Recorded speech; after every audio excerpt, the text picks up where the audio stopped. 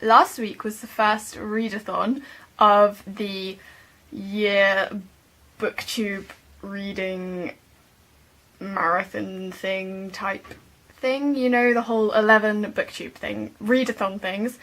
Last week's was from the 3rd to the 9th and it was Harry Potter, which I did take part in, as I said I would, and I managed to get 4 books read. Not quite what I was aiming for, which was all 7, but I didn't quite manage that. But I'm still quite pleased, and I'm still gonna read the other 3 that I didn't manage to read. Halfway through the week I reduced it to 5. I still didn't get that done, but I nearly did. So I still think I deserve a pat on the back. So on day 1 I read 225 pages, and that was basically the entirety of the first book and a little bit of the second one. I haven't read these, like, I finished the series when I was in about year 6, so 5 or 6 years ago, so quite a long time ago. Of course I have matured, or at least I hope I have matured since then, so I really saw the stories through a different point of view, and I know this is not going to make a lot of people happy, but I have got to say, she is not the best writer, but her books are still amazing. I still love them, still really enjoyed them. And day 2, I read 254 pages, which was pretty much the entirety of this book, and a tiny bit more of the third one. And of course, no. Oh, I've done these the wrong way round. I've read this one first and this one second, obviously. Anyway, whatever. So I read this one, which was amazing, and I realised that Gilderoy Lockhart is exactly the same as one of the teachers in my school, and it is weird. I was sat here reading it all the time, like, who is he? He reminds me of someone so much, but I just couldn't work out who, and then it hit me.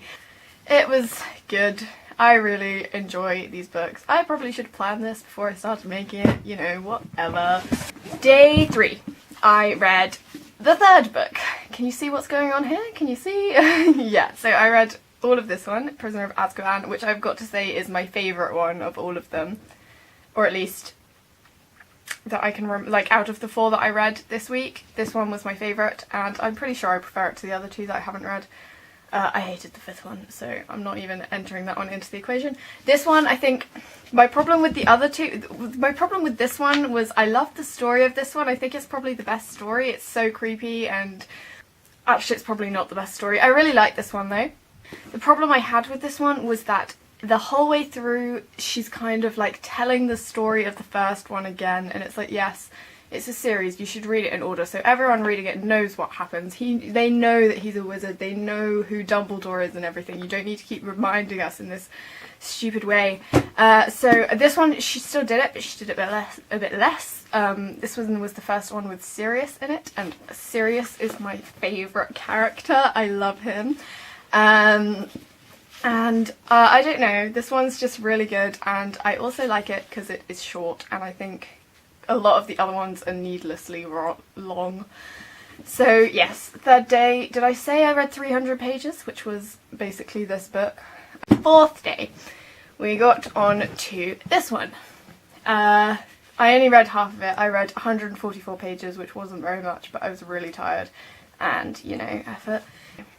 I think this is my second favourite of the books. I really like it. It's a bit long, but I think there's a lot in it that needs talking about. I thought the whole thing with Hermione and Spew was a bit pointless. I mean, yeah, kind of drop it in, but a little bit too much was made of that, and it was a bit boring and didn't really come to anything. There's just a few pointless plot story things in it, which could probably be left out to make this a bit more short, but it was still good, obviously, because it's Harry Potter. While reading this one, I did kind of realise that Harry is not quite as good as you'd expect him to be. Like, all of the stuff he doesn't really do on his own, which I suppose is kind of good, because he's only a child and obviously he couldn't do it. But then when you get onto the 5th book, which I started, it is annoying because he's all like, all of this stuff I did, and it's like, well, it wasn't really you, was it? It was like in the first, well, for starters, it was your mum who made you survive. It had nothing to do with him whatsoever. In the first one, it was Dumbledore. Like, the whole thing he says at the end kind of hints at the fact that actually Dumbledore knew what was going on, and so obviously he wasn't going to let Harry die, so Harry didn't really do anything, and also it's Hermione. In the second one, yeah, fair dues, he kind of, not really though. Okay, second one, fair enough, he was kind of brave, but you know, not really. Third one, he doesn't do anything, like nothing happens. Yeah, he doesn't defeat anyone in the third one.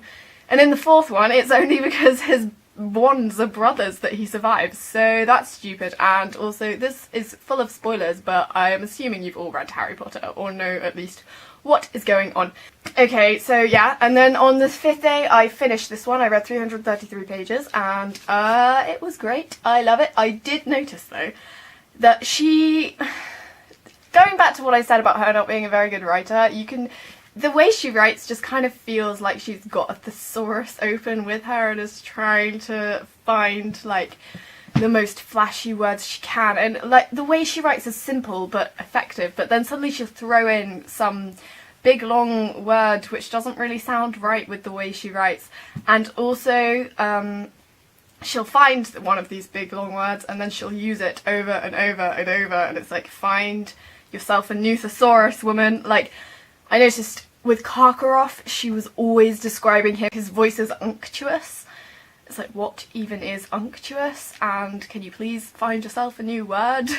So yes, but I know I'm being very critical, but don't get me wrong, I do love these books, before anyone gets all annoyed. And then on the 6th and 7th day, I started the 5th one. I didn't read very much because I was busy at the weekend, and I read 167 pages on Saturday and 130 pages on Sunday. Now, I hate this book. Hate is not quite the right word. This book really annoys me. It's hugely long, nothing much happens, and Harry just spends the whole time in a strop. He is a whiny little bitch in this book, I'm not gonna lie. But I'm still gonna read it all, and I'm still going to read the other two too, because I will admit, I have never read the 7th Harry Potter book. I've only listened to it on tape, so I got this out of my school library especially for this week, so I'm gonna read it and it is gonna be good, I hope, because I can't really remember what happens in it, because listening to something doesn't make you absorb it quite as much as reading it does, and it's not quite the same experience, as much as I love Stephen Fry. So yes, that is that. That was the first readathon of 2014. It didn't reach my goal, but I still read... Oh, I'm gonna have to work this out, sorry. I'll be back in a sec.